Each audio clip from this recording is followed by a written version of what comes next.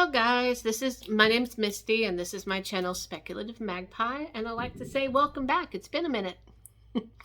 I've been reading. I just haven't really felt like doing videos or still in the issue of making thumbnails, but I had a really good day today as far as book-wise go.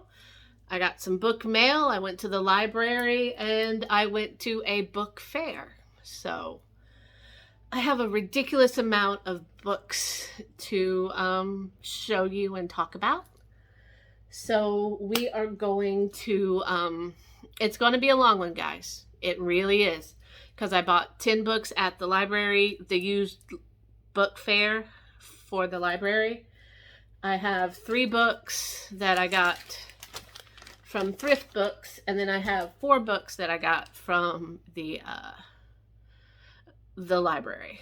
And also I went crystal shopping and I got me some selenite, some black tourmaline, some shugite, love shugite, hematite, and then a really cool piece of malachite. So those shall be in my bra from now on, because that's where girls put their crystals, is in their bra.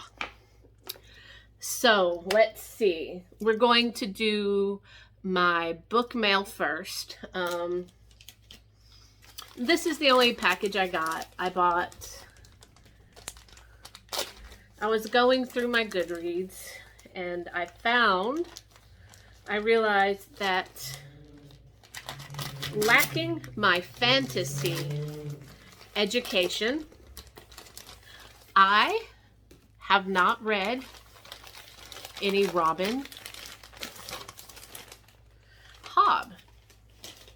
Now, so I went on to Thrift Books and got the first series of the Farseer trilogy right here. Now, I was bitching like a couple days ago that our American covers were not as cool as the UK covers.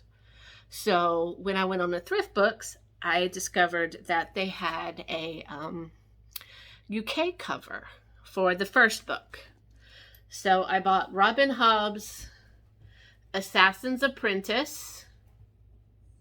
Can you see that? And this is the UK cover. Now, my other 2 are the American covers, but I'm not mad at it because this is the one that I really wanted. And I'm just really happy that I got it. Then, of course, the next one is, let's see, I don't remember. Assassin's Apprentice, Royal Assassin is the next one. That's the American cover. It's a little shiny, but that's okay. So you see that there. And then I bought, of course, the last one, Assassin's Quest. So I'm going to start reading some Robin Hobb because I really need to get some of her underneath my belt because I haven't read her in a while. So Cauldron mug says Witch's Brew on it. It's my new favorite set. I found 4 of them last year in the clearance Halloween rack. They were pretty cool. Now, my 4 library books. Now, I got 1 series and 1 standalone. So this is a YA horror by Emalinda, I'm going to mispronounce her name, Berube. Can you see that? That's her name, and it's Here There Are Monsters. So basically, the 16-year-old Sky and her sister Deidre moved into a new town. Sky fits in, but Deidre doesn't. And while Sky's out with her friends, one night Deidre disappears, and this monster comes scratching at Sky's window and says that Deidre needs to save her sister. And so Sky goes out to save Deidre. So it just sounded good. I don't mind reading YA horror. I recently read Clown in a Cornfield like about a week ago, and I am so looking forward to Frindo's return, Clown in a Cornfield 2. That looks interesting. Now, this is another female fantasy writer that I need to get more underneath my belt. I have the Black Jewels trilogy over there in an omnibus that I'm going to get to. But I'm going to read this one first. It's another Anne Bishop series called The World of the Others. This is my library book, so I'm going to be reading these next. I got 2 weeks to get through them, so. And Wild Country. And then Crow Bones. Now, these are billed as like kind of dark fantasy. There's like this like other world with ours. It has all the vampires and the shifters and everything. And it's about sometimes they bleed together. And I'm really looking forward to reading some Anne Bishop. The reason why I got this series is I was reading Crow Bones and it just sounded really interesting, but it was book 3. So luckily my library had book 1 and book 2. So I don't know if they're interconnecting, but I figured there might be stuff in book 1 and 2 that book 3 would talk about. So I'd rather just read them all. That way I know what's going on. So that's what I got there. Now, as I said, I went to a used library book fair thing. Hardbacks were $1, paperbacks were 50 cents. If I would have waited to go tomorrow, it would have been the, $4 for a bag of books. But I wanted to go today after work. That way tomorrow I can spend it being lazy and reading my library books. I also borrowed some audiobooks that I'm going to listen to.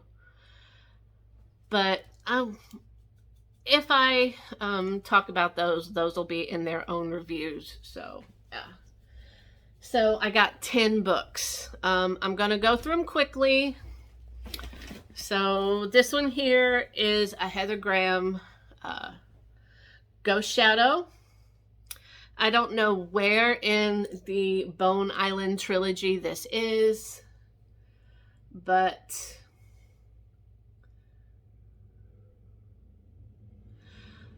I like Heather Graham. Like I said, she's my comfort brain candy. I read her when I really can't concentrate on anything else.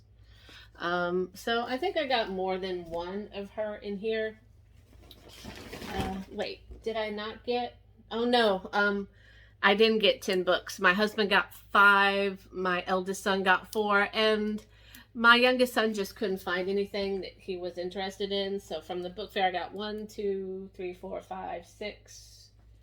Oh, I'm missing one book, but that's okay. I think my husband was kind of jealous because I found a book that he wanted, but I'm like, it's going to the same place. So he might have just taken it downstairs to read it because he knows I have library books.